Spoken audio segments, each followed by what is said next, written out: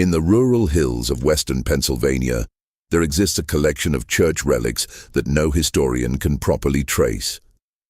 Across 17 different congregations, stretching from Philadelphia to the frontier settlements, small bone fragments and preserved flesh sit within ornate reliquaries, their origins obscured by time and deliberate deception. Between 1745 and 1792, over 73 individuals vanished from these communities. Devout men, women, and most disturbingly, orphaned children, all later declared saints by local religious leaders. What few know is that a sealed record in the Philadelphia Historical Society contains the testimonies of 3 witnesses who discovered the truth. The Whitmore family workshop, where human bodies were processed into holy relics for nearly 5 decades. The manuscript has remained sealed for centuries at the request of the churches involved. But through careful research, I have uncovered the horrifying truth that the religious establishment has desperately tried to keep hidden. Before we continue with the story of the Whitmore family's gruesome enterprise, hit the subscribe button if you're brave enough to hear historical horrors that few channels dare to reveal. Let me know in the comments what state you're listening from. Perhaps your local church holds secrets you never imagined. Now, let's delve deeper into this disturbing chapter of American religious history. The true horror of what happened in those Pennsylvania woods extends far beyond what most historians are willing to acknowledge, affecting communities whose descendants worship in those same churches to this day. The colony of Pennsylvania in the mid-18th century existed as a unique religious haven.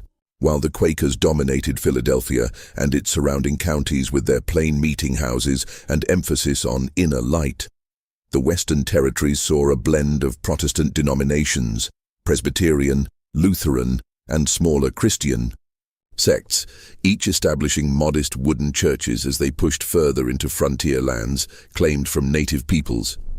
The Whitmore family arrived from England in 1742, settling in Chester County, approximately 30 miles west of Philadelphia, where rolling hills gave way to dense forests and scattered farmsteads.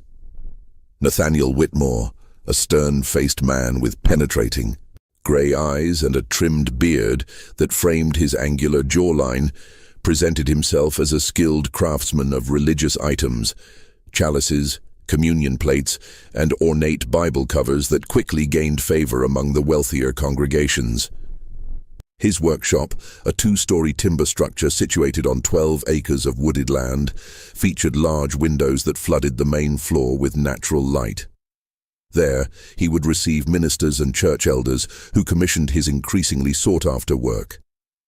His wife, Elizabeth, a slender woman with delicate hands and an unnerving ability to maintain a placid expression regardless of circumstances, managed their household and 4 children with precision that neighbors found admirable, if somewhat cold.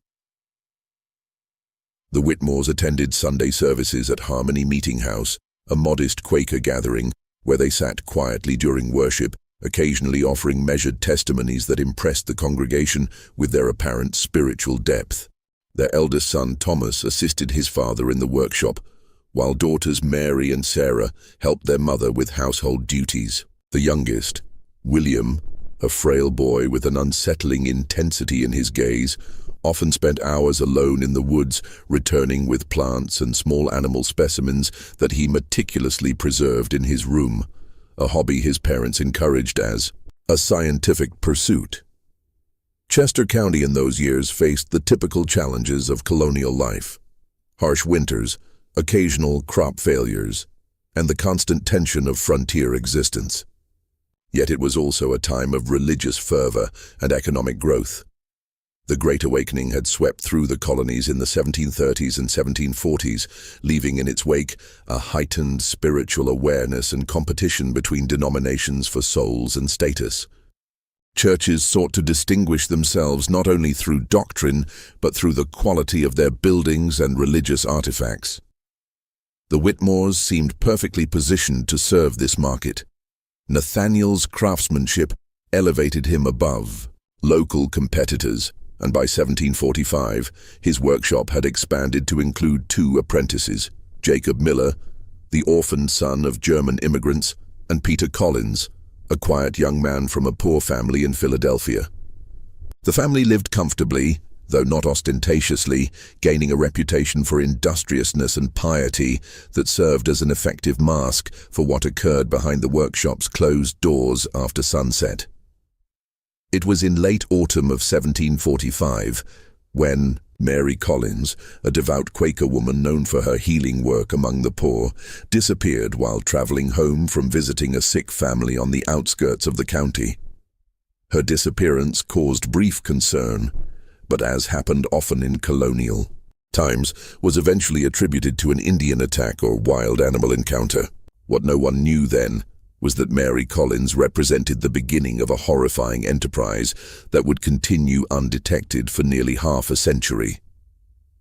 On November 17, 1745, as an early winter storm descended upon Chester County, Mary Collins made her final journey along the rutted path that led past the Whitmore property.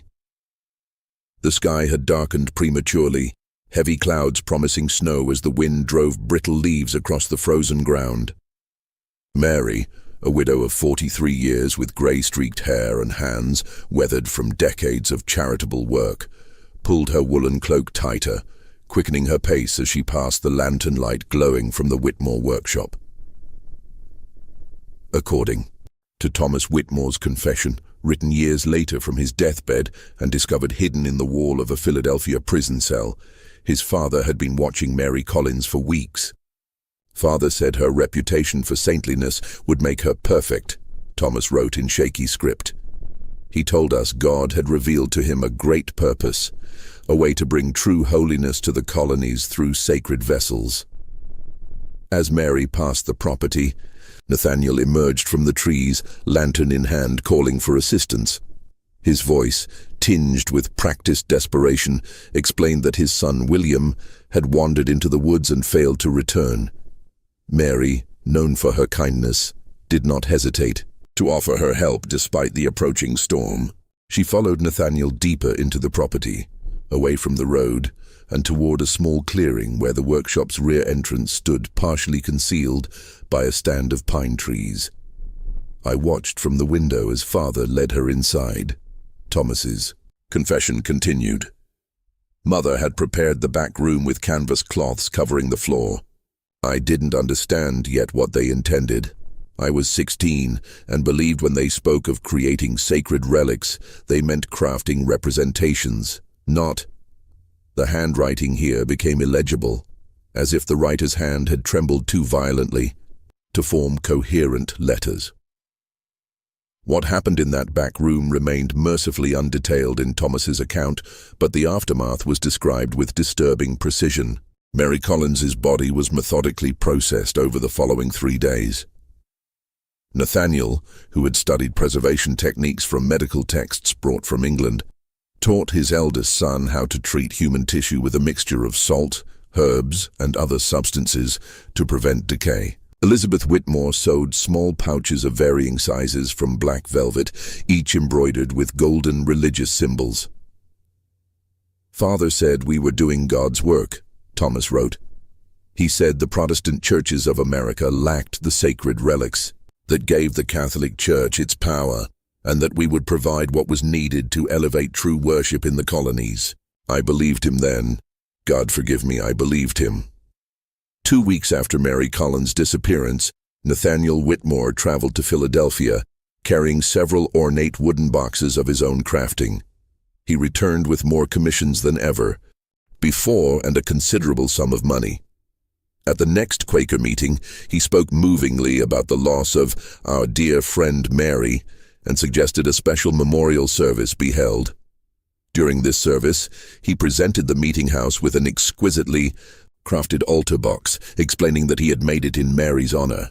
What the congregation did not know was that sealed within a hidden compartment of that box was a small piece of Mary Collins herself, the first of what would become hundreds of sacred relics distributed throughout the colonies over the following decades.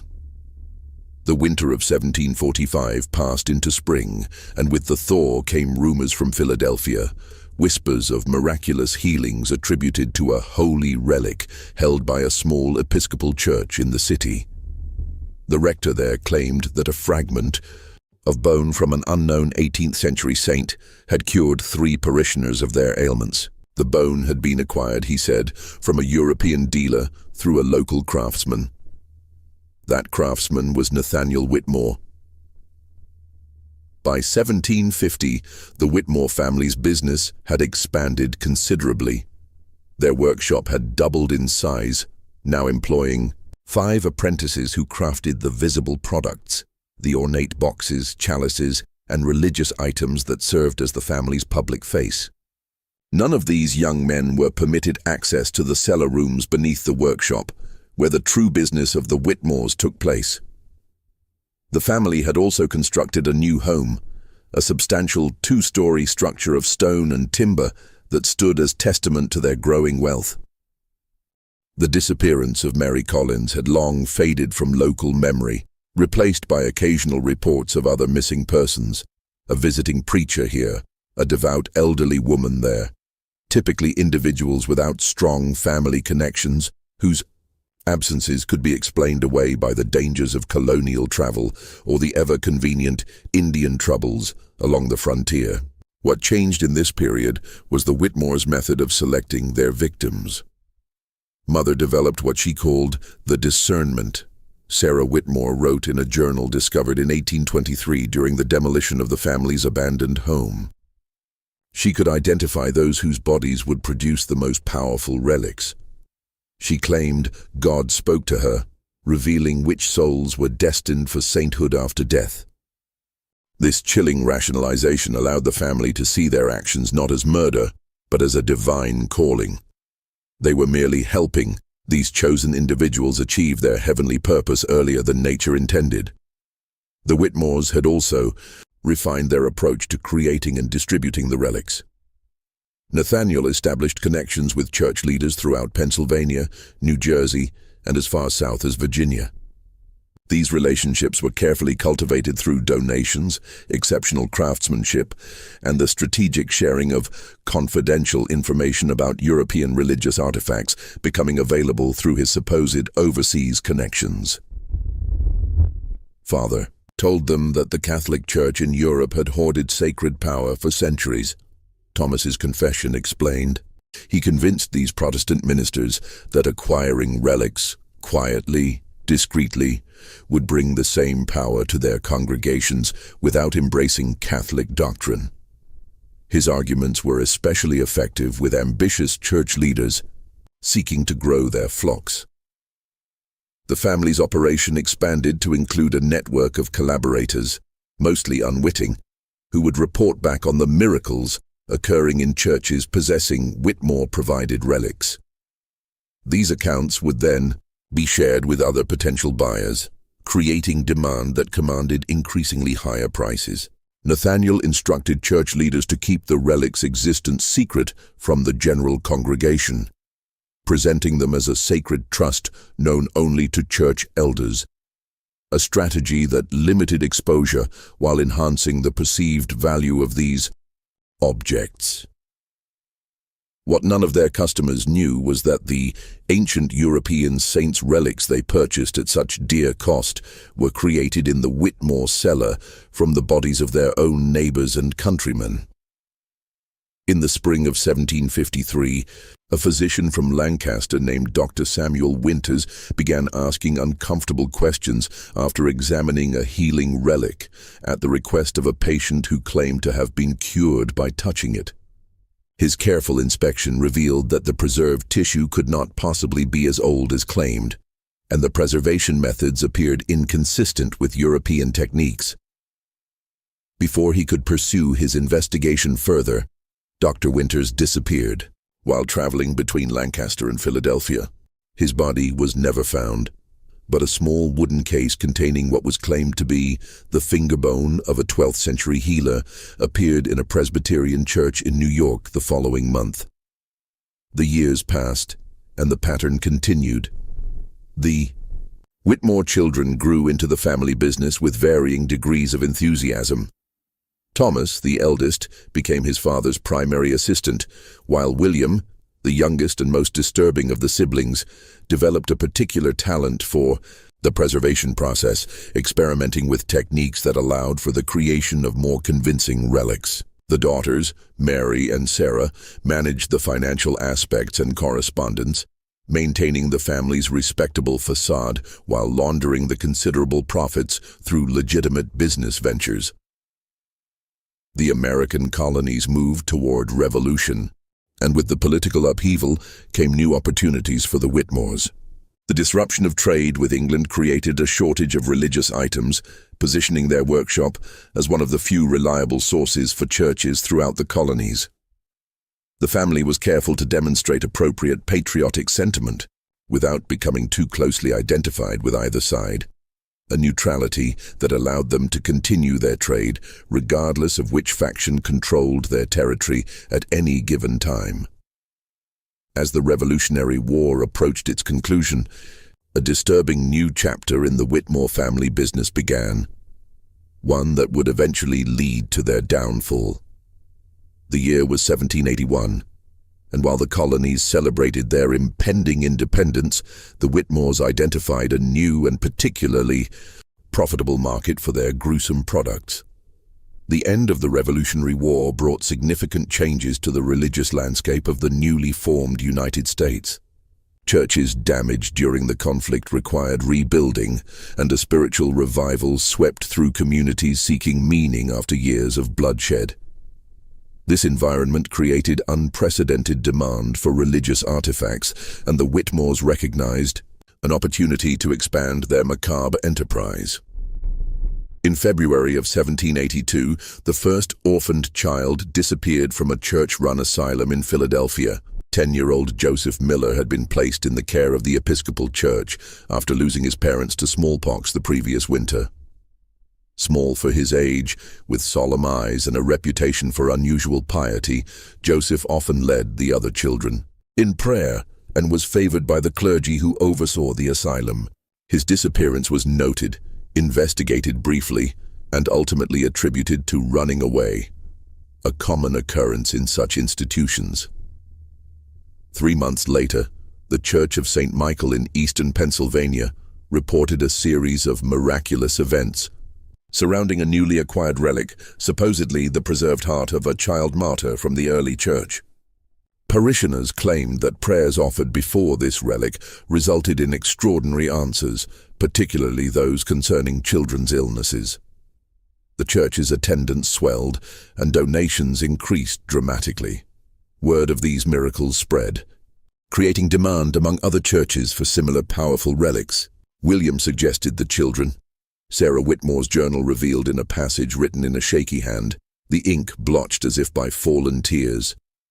He said their innocence made them more powerful vessels for divine work.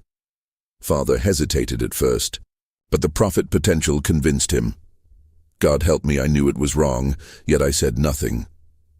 What followed was perhaps the most disturbing phase of the Whitmores' operation. Between 1782 and 1785, at least 16 children, all orphans or from destitute families, vanished from communities within a day's ride of the Whitmore property. Each disappearance created a brief stir before being attributed to the usual suspects. Wilderness dangers, child traffickers bound for distant cities, or simply the harsh realities of life for unprotected minors in the early Republic. During this same period, the market for child saint relics flourished among certain churches. These items commanded prices 5 times higher than adult relics, justified by their supposed spiritual potency and rarity. The Whitmores grew wealthier than ever, investing their blood money in land, businesses, and political connections that further insulated them from suspicion. However, the increased scale of their operation necessitated more hands, forcing the family to partially initiate 2 trusted apprentices into their secrets. One of these men, Daniel Foster, would later become central to the family's undoing. In the autumn of 1785, a Quaker minister named Elijah Thompson was appointed by the Philadelphia Yearly Meeting to investigate concerns about irregular religious practices in outlying communities. Thompson, a methodical man with a background in law before his conversion to the Society of Friends, had earned a reputation for untangling complex church disputes with both diplomacy and unwavering principle. I was tasked with examining the troubling reports of Catholic-like practices involving relics and saint worship that had infiltrated even our plain Quaker meetings, Thompson wrote in his journal, now preserved in the Historical Society of Pennsylvania's sealed collection. Such idolatry runs counter to our belief in direct communion with the divine, yet several meeting houses had acquired special objects said to enhance spiritual experiences. Thompson's investigation began in Philadelphia, where he noticed a curious pattern. Many of the relics had been acquired through intermediaries who ultimately traced back to Nathaniel Whitmore or his associates. The minister also observed that the provenance of these items, while elaborate in detail, lacked verifiable historical connections. In December 1785, Thompson traveled to Chester County to meet with Nathaniel Whitmore directly. His journal describes their encounter. Whitmore received me graciously in his well-appointed home, offering refreshments and conversation that demonstrated considerable knowledge of theological matters. When I inquired about the religious artifacts his workshop produced, he showed me his public workroom where apprentices crafted beautiful communion ware and decorative items for churches. He spoke at length about his connections with European suppliers of ancient relics, providing documentation that, while impressive to look upon, contained inconsistencies that my legal training could not overlook. Thompson left the meeting troubled, but without concrete evidence of wrongdoing. He continued his investigation, interviewing church leaders who had purchased Whitmore relics and cataloging the miracles attributed to them. A disturbing pattern emerged. The most dramatic miracles often involved witnesses who had some connection, however tenuous, to the Whitmore family or their associates. I began to suspect a deliberate scheme to manufacture not only the relics themselves but the miracles attributed to them, Thompson wrote. Certain individuals appeared repeatedly in different communities, testifying to wondrous events before moving on. When tracked, their movements formed a web with the Whitmore property at its center. As Thompson's investigation intensified, strange occurrences began to plague him. Items went missing from his lodgings. Correspondence failed to reach its intended recipients. Most disturbingly, evidence he had collected, notes, witness testimonies, and documentation of inconsistencies disappeared from his locked trunk while he slept at a roadside inn. In February 1786, Thompson returned to Philadelphia to present his findings to the yearly meeting committee that had commissioned his investigation. The night before his presentation, he attended a dinner at the home of a respected Quaker elder. During the meal, Thompson became violently ill. Physicians diagnosed poisoning, though the source could not be identified. He survived but remained weakened for months, forcing a temporary halt to his investigation. During Thompson's convalescence, a new character entered the narrative, one who would ultimately help expose the true horror of the Whitmore family business. Daniel Foster, the apprentice who had been partially initiated into the family's secrets, began experiencing what he described as unbearable attacks of conscience. After witnessing the processing of a child's body, reportedly that of a 12-year-old orphan girl from a Methodist children's home, Foster fled the Whitmore compound in the middle of the night, taking with him a journal in which he had secretly documented dates, names, and details of the family's activities. Foster made his way to Philadelphia, where after weeks of gathering courage, he approached Elijah Thompson with his testimony. The Quaker minister, still recovering from his poisoning, listened in horror to Foster's account. The young man shook violently as he spoke, Thompson recorded. He described a cellar chamber beneath the Whitmore workshop where bodies were suspended from hooks like butchered animals, bodily fluids draining into collection vessels.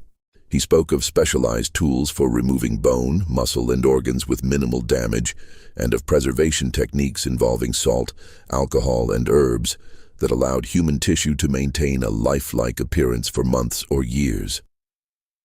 Most disturbing was Foster's description of the family's demeanor during these activities: calm, methodical, even reverent, as if performing sacred rites rather than desecrating human remains. He reported that Nathaniel and Elizabeth Whitmore regularly led prayers before and after these processing sessions, thanking God for choosing these vessels for his divine purpose and asking blessing upon those who would receive the sacred gifts created from the bodies. Armed with Foster's testimony and journal, Thompson prepared to take action. However, before he could present this evidence to authorities, a devastating fire destroyed his Philadelphia residence, claiming all of Foster's documentation.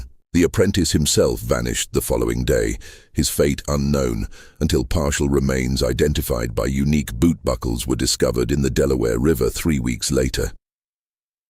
Undeterred, Thompson continued his investigation with even greater caution, no longer keeping written records and sharing information only with his most trusted associates. He developed an elaborate system of coded messages and multiple informants, slowly rebuilding his case against the Whitmore family.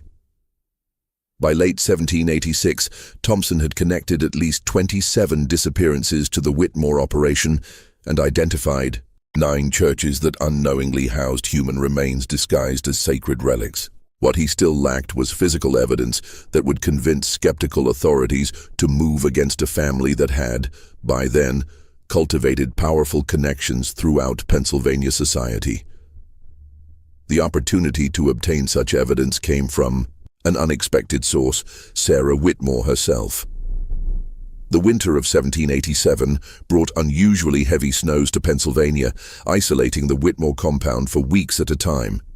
During this period of forced seclusion, fractures within the family deepened. Sarah Whitmore, who had maintained her journal in secret for years, began to crumble under the psychological weight of her complicity. Now 32 and unmarried, her father had discouraged suitors who might have taken her away from the family business. She found herself trapped in a nightmare of her own making.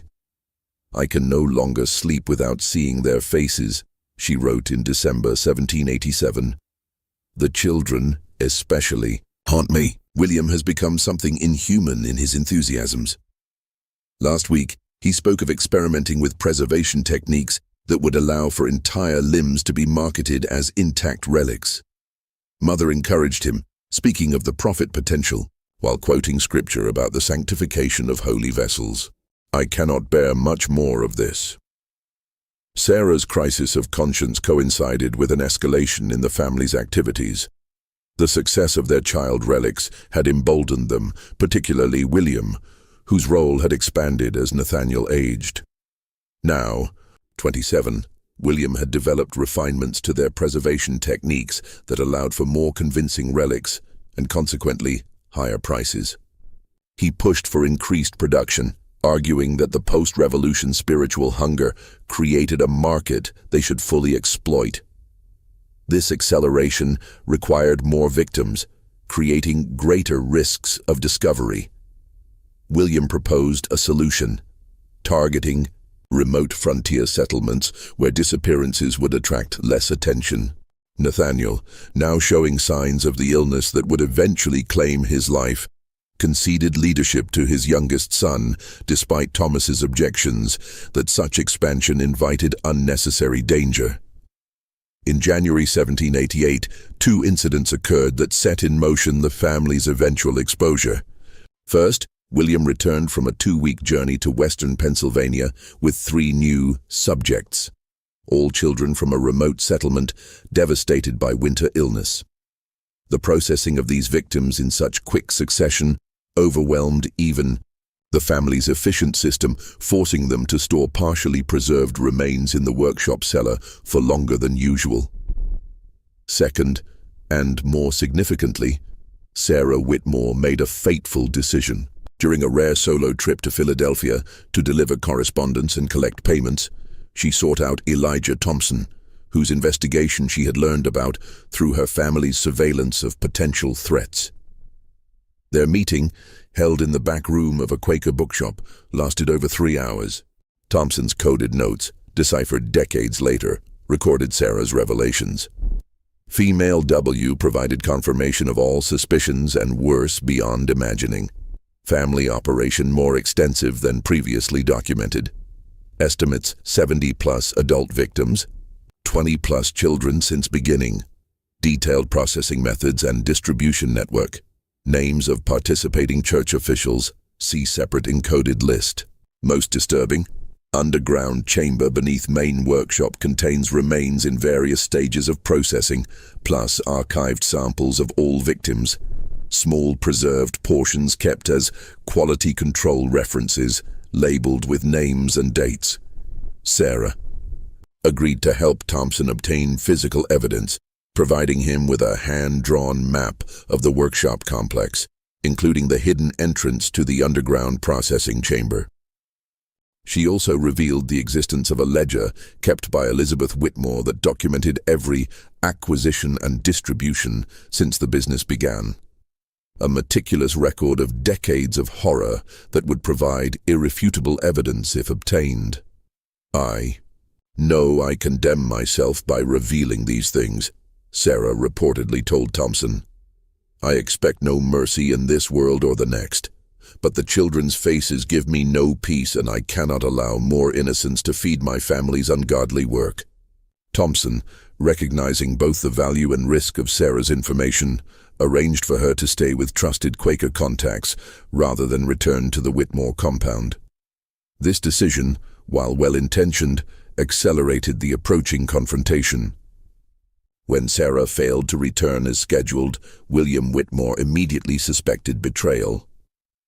According to Thomas Whitmore's later confession, the family held a tense council upon realizing Sarah's defection. William was coldly furious, pacing the IE study while suggesting increasingly violent courses of action. Father, weakened by his illness, sat slumped in his chair, occasionally muttering prayers or biblical passages about Judas and betrayal. Mother remained calm, methodically listing the vulnerabilities Sarah's absence created and the evidence that needed to be eliminated. I argued for flight, abandoning the workshop and starting anew elsewhere. But William would not hear of surrendering the business he viewed as his birthright.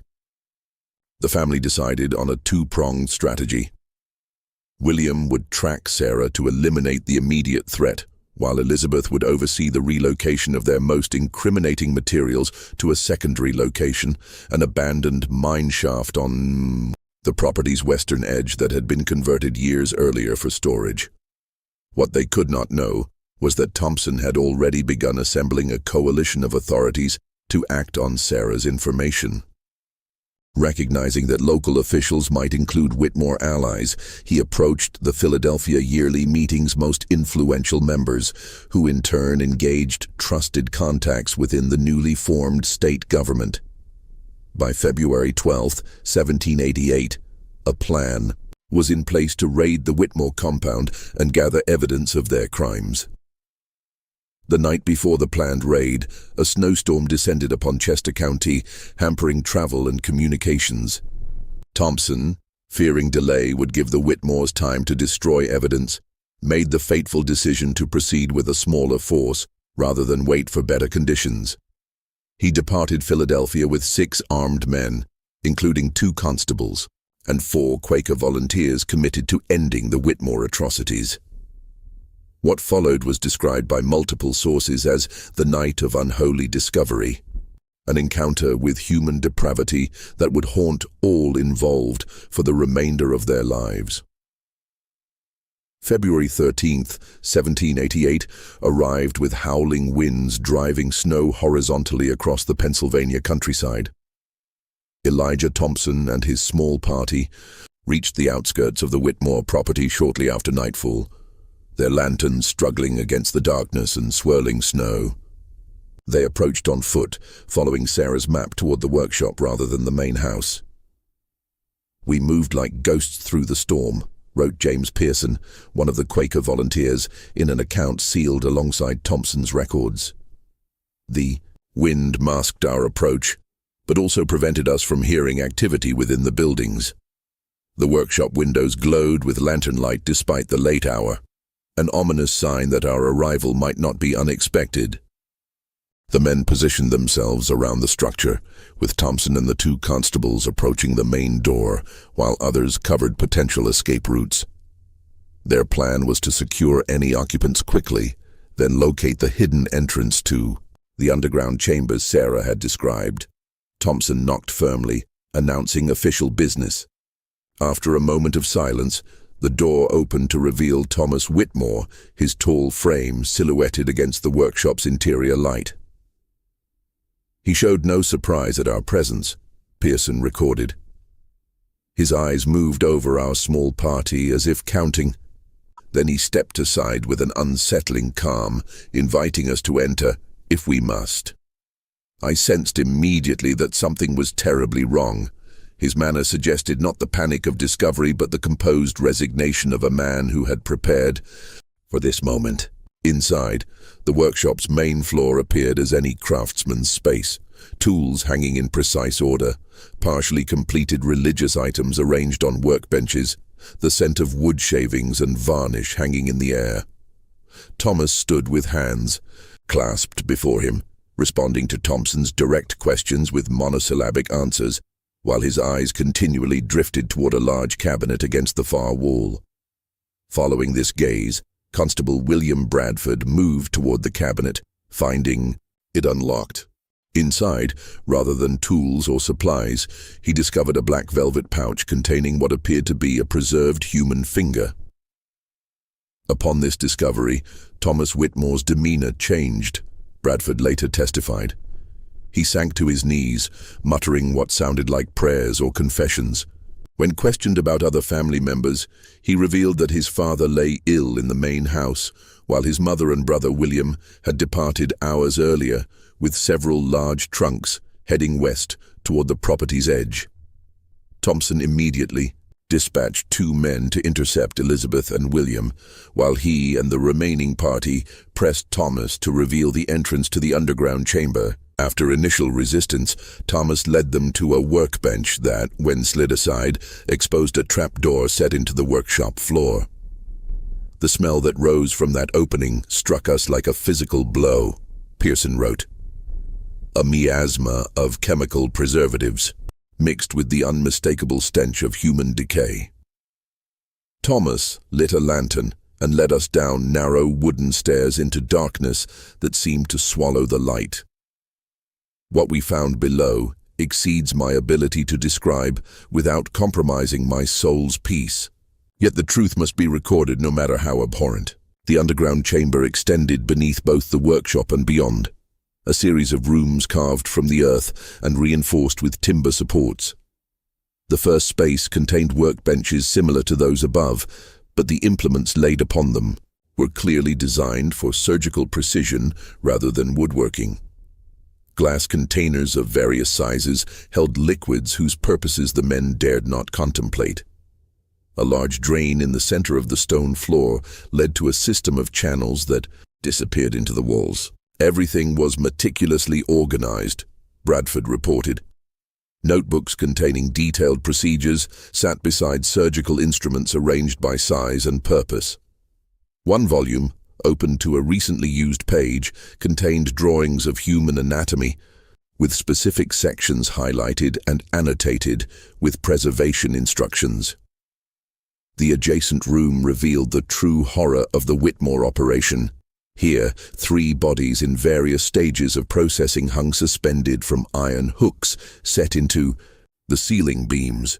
2 adults, a man and woman, and 1 child, estimated to be 9 or 10 years old.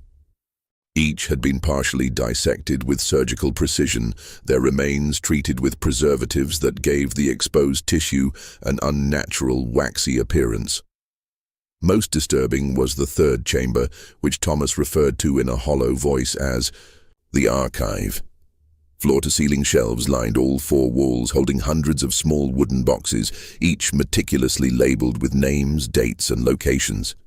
Random inspection revealed that each box contained a preserved human fragment, a piece of bone, a section of skin, a small organ or tissue sample, kept as a reference catalog of all the saints the Whitmores had created and distributed. At the center of this room stood a large wooden table bearing Elizabeth Whitmore's ledger, the business record Sarah had described, Thompson wrote. This massive volume documented in cold commercial terms the acquisition of victims, the processing of their remains, and the distribution of resulting relics to churches throughout the eastern seaboard. Each entry included the price paid, the church receiving the items and notes on the fabricated provenance provided to the purchasers. Thomas Whitmore, now seemingly resigned to his fate, revealed that the operation had processed 79 adults and 22 children since its inception in 1745. The family had supplied relics to over 40 churches across 7 states, generating wealth that had been carefully laundered through legitimate businesses and landholdings. When asked how they selected their victims, Thomas's response chilled the investigators to their core. Mother had the discernment. She could sense those whose bodies would produce the most powerful relics, the truly devout, the innocents, those whose suffering purified them for sacred purpose. She taught William to see it too. They would watch at church gatherings, at revival meetings, identifying those whose flesh might bring miracles. The investigation of the underground chambers continued for hours, with the men documenting their findings as thoroughly as their shaken state allowed. As dawn approached, a commotion from above drew them back to the workshop level, where they found the 2 men who had been sent to intercept Elizabeth and William Whitmore. One was seriously injured, bleeding from a deep knife wound to his shoulder. William Whitmore fought like one possessed, the wounded man reported. We found them at the abandoned mine shaft, as Thomas had indicated, transferring boxes from a wagon into the entrance. When confronted, Elizabeth attempted to reason with us, offering money for our silence, while William circled behind. He struck without warning, a butcher's precision to his violence. My companion is dead, his throat cut before I could intervene. The Whitmores fled into the forest with what they could carry. A broader manhunt was organized as daylight broke, with messengers sent to alert authorities in neighboring counties. Nathaniel Whitmore was found in the main house, too weakened by illness to have participated in the recent activities. He offered no resistance when taken into custody, alternating between religious justifications for his family's work and apparent confusion about his surroundings. The search for Elizabeth and William Whitmore continued for 3 days before reaching its gruesome conclusion. Their bodies were discovered in a small hunting cabin 12 miles from the family property, arranged side by side on a crude altar constructed from local materials. Both had consumed poison after apparently performing some form of ritual whose exact nature remains unclear. Notes found at the scene suggested they believed their deaths would consecrate the remaining relics they had managed to salvage during their escape. Thomas Whitmore was tried in Philadelphia in April 1788. The proceedings, conducted with unusual secrecy due to the sensational and disturbing nature of the crimes. He was hanged on May 7, 1788, after providing a complete confession that corroborated the physical evidence found at the family compound. The most challenging question facing authorities was how to handle the hundreds of human remains that had been distributed as relics to unsuspecting churches. The decision, reached after lengthy deliberation involving both government and religious leaders, prioritized preventing public panic and religious disillusionment over full disclosure. The aftermath of the Whitmore family's horrific enterprise presented unprecedented challenges for both civil and religious authorities in the young United States. The full truth threatened to undermine public faith in religious institutions at a time when such faith was considered essential to the moral foundation of the new nation. After consultation with leaders from various denominations, a decision was reached that would shape how this dark chapter would be remembered, or rather deliberately forgotten. We determined that the faithful should be protected from knowledge that might devastate their spiritual foundations, wrote Judge William Bradford in a sealed memorandum to the Pennsylvania governor. The churches that unknowingly participated in this abomination need not bear the burden of public shame or lose the confidence of their congregations.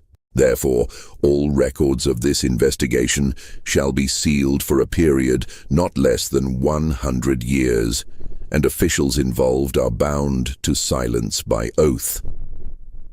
The churches that had purchased Whitmore relics were privately informed of their true nature.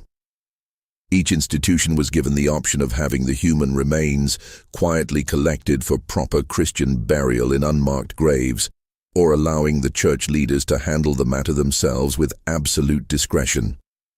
According to Thompson's final report, most chose the latter option, unwilling to involve even the discreet government representatives in what was viewed as a profound desecration of their sacred spaces. What the authorities could not have anticipated was how many church leaders decided upon a third option, one that speaks to the darkest aspects of human psychology and religious conviction. Of the 43 churches identified in Elizabeth Whitmore's ledger, historical records suggest that at least 17 chose to retain the human remains, continuing to present them as authentic relics while knowing their true origins. The justification offered by these clergy was disturbing in its pragmatism. Thompson noted in his final entry, before the records were sealed, several expressed the view that since the miracles associated with these remains had occurred regardless of their provenance, perhaps God had indeed sanctified these poor victims through their unwilling sacrifice. Others spoke more practically of the donations, increased attendance, and enhanced prestige their churches had gained through possession of these powerful relics. To surrender these advantages, they argued, would harm their congregations more than continuing the deception. Thompson, a man of unwavering moral principle, found this reasoning abhorrent. His final efforts focused on creating a confidential registry of every Whitmore victim whose identity could be established, along with the location of their remains if known. This document, intended to ensure that these individuals would not be completely erased from history, was included in the sealed records with instructions that it be used to provide proper memorialization when the truth could finally be acknowledged. The Whitmore property was burned to the ground in what was officially recorded as an accidental fire, though multiple accounts suggest it was deliberately set by local authorities to eliminate any remaining evidence of the horrors that had occurred. There, the land was reclaimed by the state and eventually divided and sold to families who knew nothing of its history. Sarah Whitmore, whose courage had helped expose her family's crimes, was provided with a new identity and relocated to Boston, where she lived under Quaker protection until her death in 1823. Her journal, maintained until her final days, reveals a woman haunted by guilt yet determined to honor the victims through a life dedicated to charitable works, particularly those benefiting orphan children. "I cannot undo what my family wrought," she wrote in her final entry. "But each child I help to safety and education stands against the darkness we created. I have lived 40 years attempting to balance scales that can never be truly balanced. I go to my judgment with no expectation of mercy, only the hope that those we harmed have found the peace we stole from them. The physical evidence of the Whitmore family's crimes, the surgical tools, preservation formulas, and workshop apparatus was supposedly destroyed after the trial. However, rumors persisted for decades that certain items had been quietly preserved by medical schools or private collectors fascinated by the technical innovations the family had developed for tissue preservation. Of particular interest to early medical researchers were the Whitmores' techniques for maintaining the lifelike appearance and flexibility of preserved human tissue. methods that William Whitmore had apparently developed through years of gruesome experimentation. Several early 19th century medical texts contain oblique references to preservation processes that bear striking similarities to those described in the Whitmore case records, though never with direct attribution to their true source. The story of the Whitmore family might have remained completely buried were it not for a courthouse fire in Philadelphia in 1879. As water-damaged documents were removed for restoration, several sealed packets from the 1788 case were mistakenly included with regular court records being processed. A clerk discovered portions of Thomas Whitmore's confession and alerted his superiors, who quickly resealed the documents.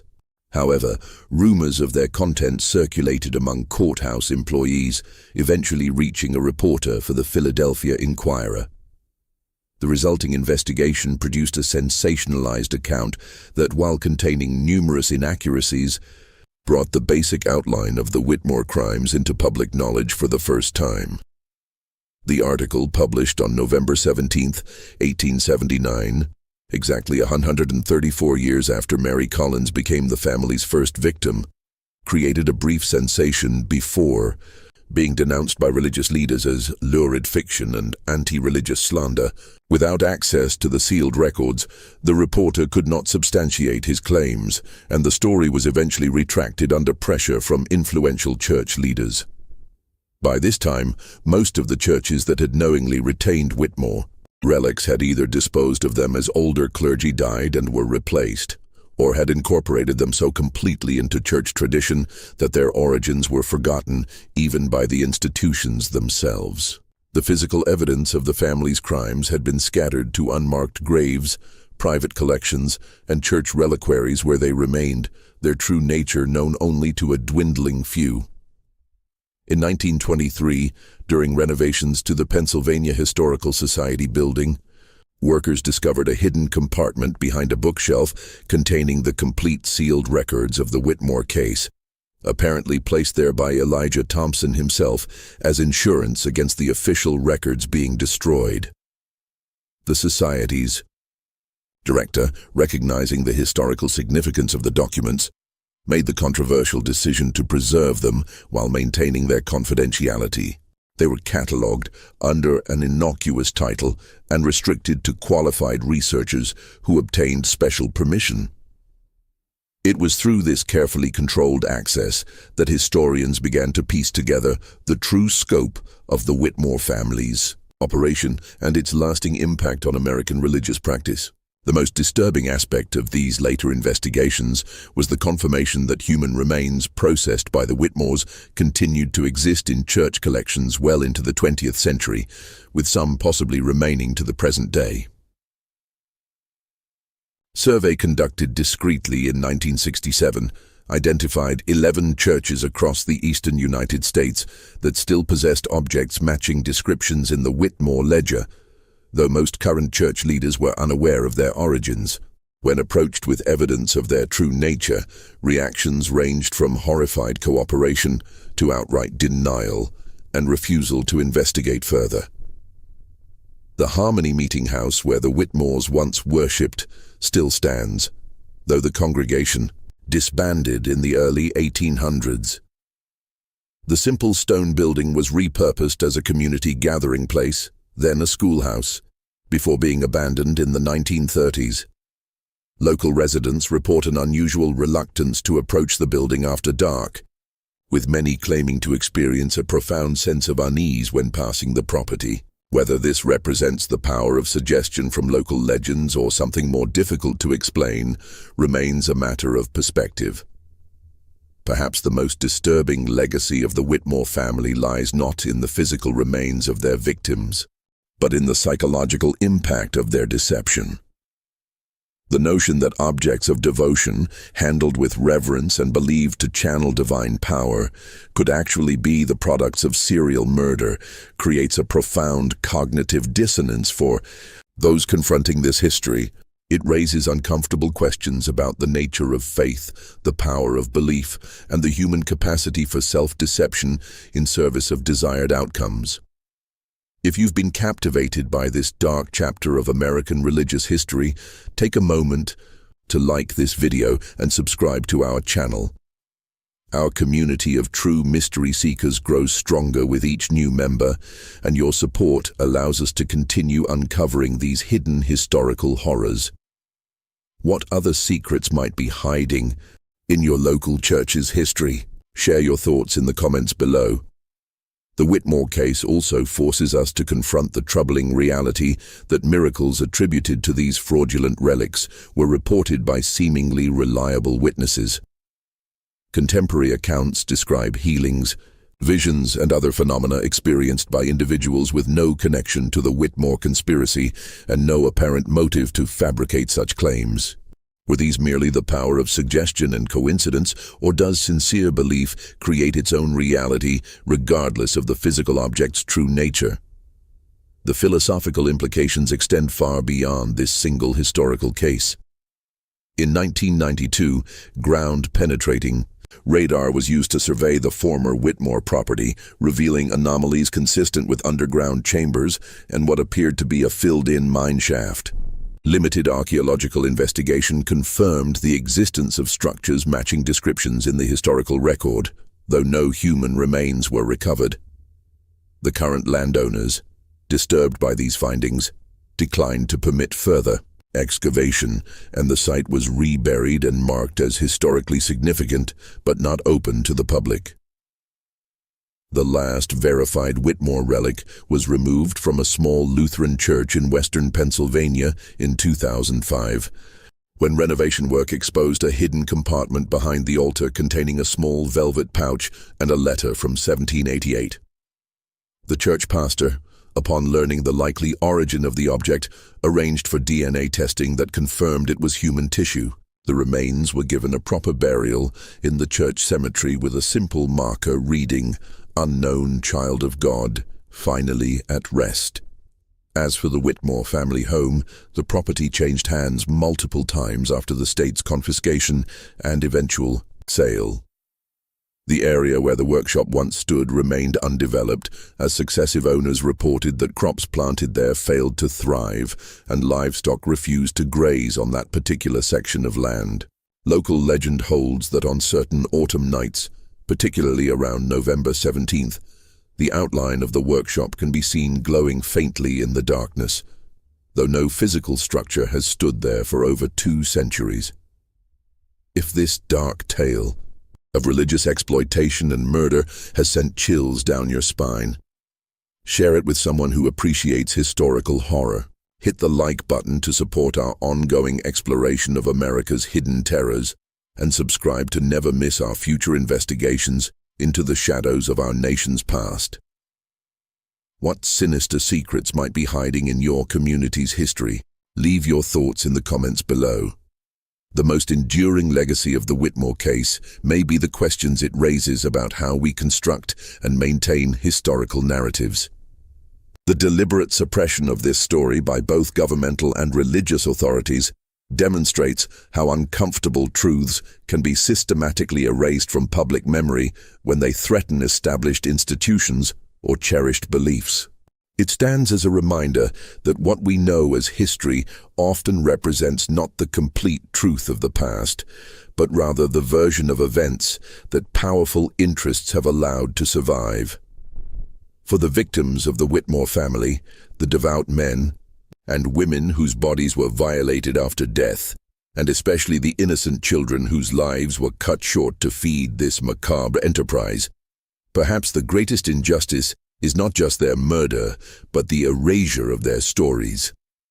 They died twice, first at the hands of their killers, and then again when their identities were deliberately obscured to protect institutional reputations.